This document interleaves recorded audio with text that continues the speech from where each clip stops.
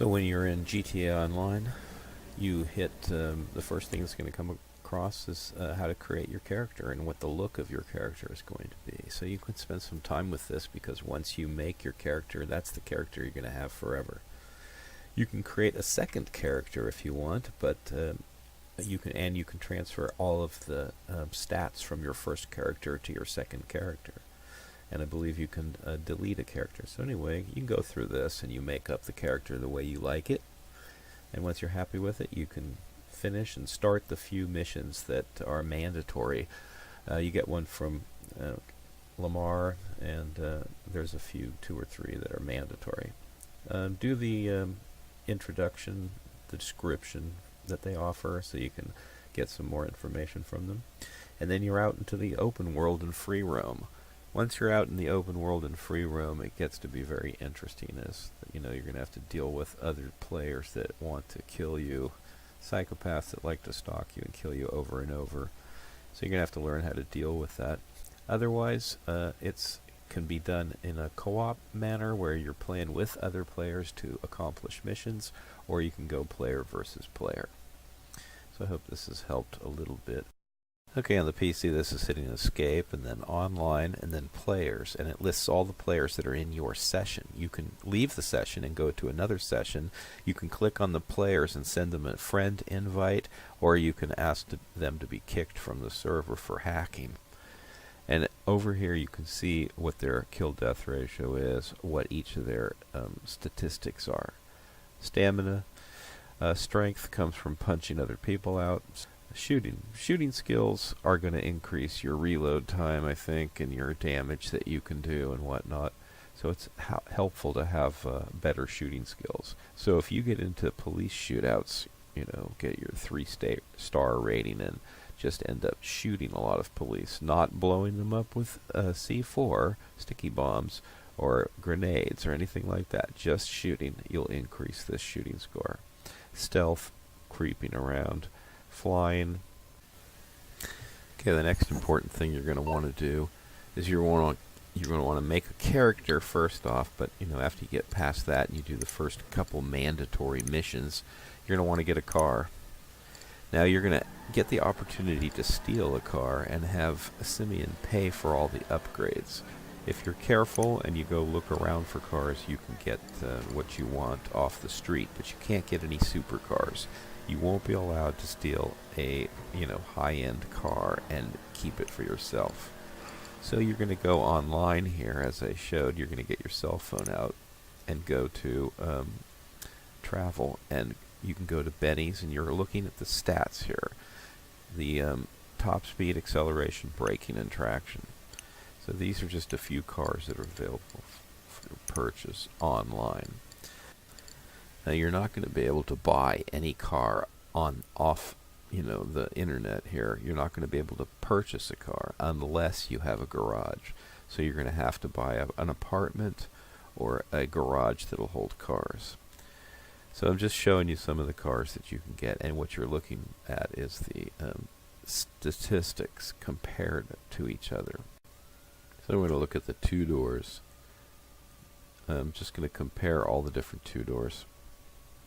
So mostly what I'm looking for is speed, acceleration, and traction, because most of the time you're going to be rushing around to get someplace or trying to lose the cops. It's going to be in the city, and it's block-to-block acceleration.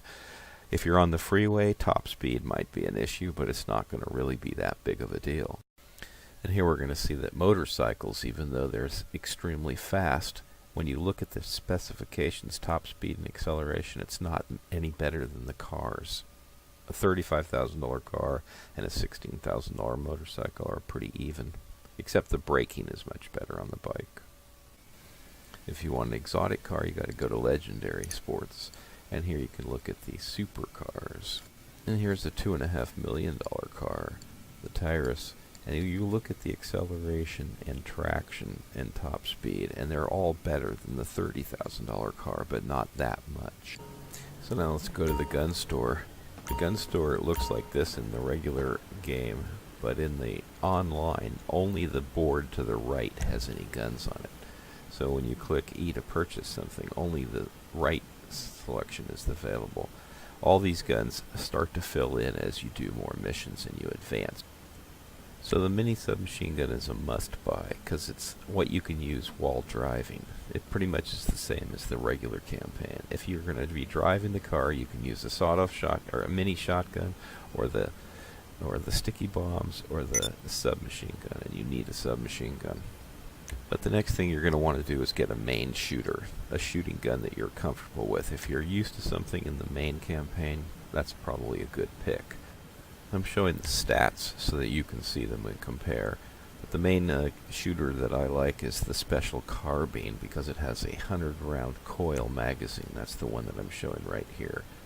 100-round coil magazine. It's a pretty good gun.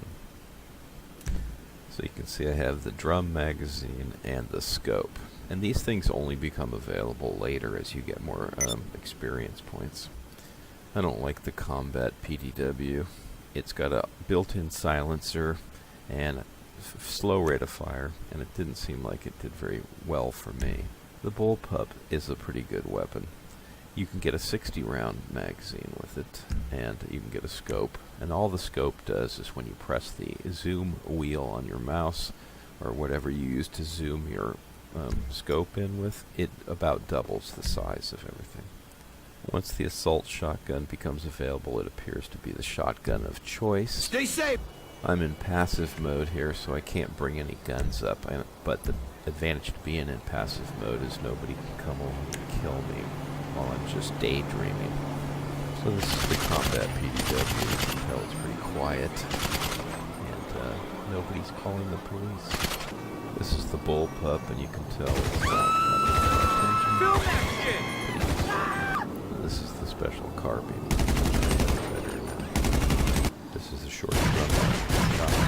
It's red. You have to be really close to do any damage here.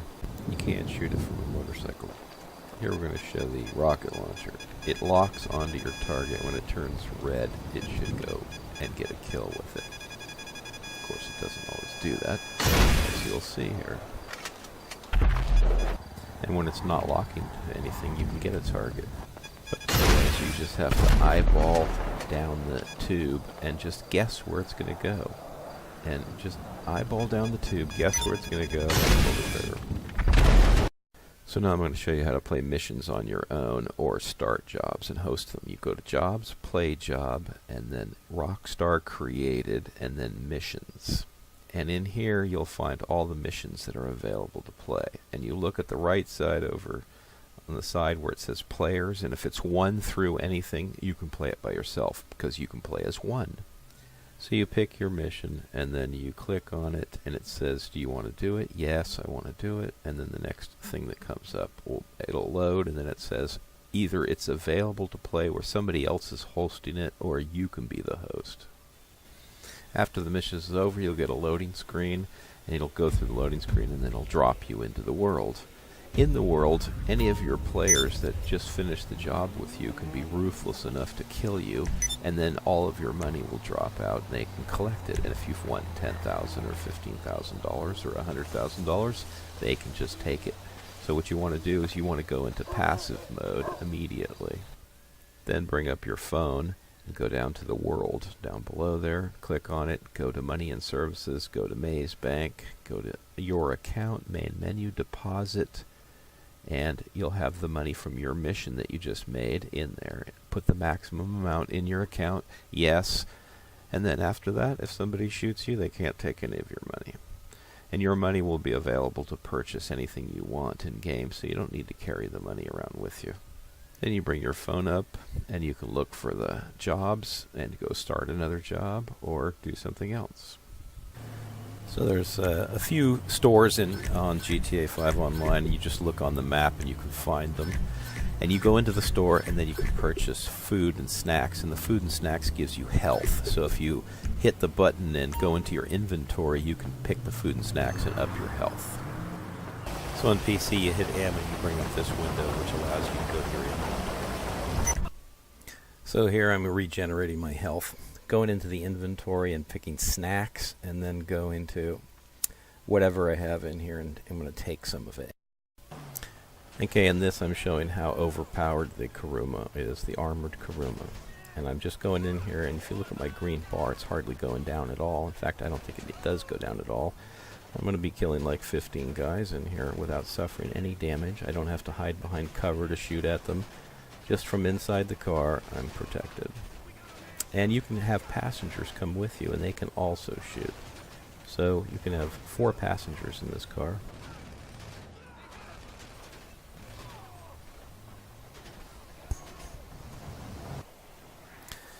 Okay, sometimes they'll spawn you in the middle of nowhere, and you don't know why. Why are you spawning up on Mount Chiliad, where it's going to take 5 minutes to go anywhere? So you look at the options and the last spawn location, and you can set where you want to be spawned. In the beginning, maybe it has random automatically set, but after you get a house, you can spawn at your house. Next, you can go into the interactive menu and go to Vehicles and request a personal vehicle, and it'll respawn your car right next to you. And then you want vehicle access to be restricted to just passengers. Otherwise, somebody can jump in your car and drive off in it and leave you stranded. Then lastly, you can go to your phone and call Moore's Insurance to replace your car if it gets blown up or somebody else destroys it or the police destroy it. The other thing I'm going to suggest you do is that you go on YouTube and you watch the different heist missions that are available in GTA 5 Online, because the instructions are horrible and they're not going to tell you what to do. There's a Pacific Standard Job, the Prison Break, and Humane Labs. And if you look and watch somebody else completing them, you can get an idea of the job that each of the parties has to do, because it's not all everybody's all together. Most of the time they have individual jobs they have to do. And if you don't know where to go and what to do, then you fail over and over again.